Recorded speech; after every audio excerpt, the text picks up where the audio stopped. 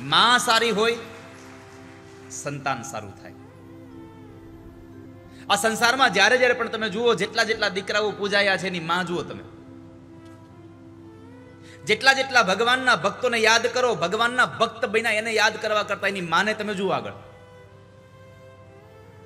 ધ્રુવજી મહારાજની કથા આપણે બધા સાંભળીએ છીએ, પણ ધ્રુવજી મહારાજને આ બધી પ્રેરણા આપી કોણે? એની માતાએ.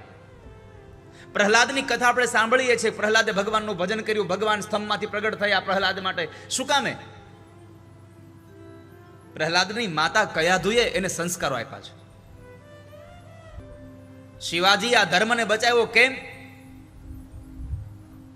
માએ એને સંસ્કારો આપ્યા છે. તારે પોપટ લાકડી જેટલા ફેરવા એટલા ફેરવી લેજે, પણ હવે તારા હાથમાં રહેવાની તલવાર. માટે સંતાન સારું થાય તો સમજવું મા બાપના સંસ્કારો અને મા બાપની અવસ્થા સારી છે.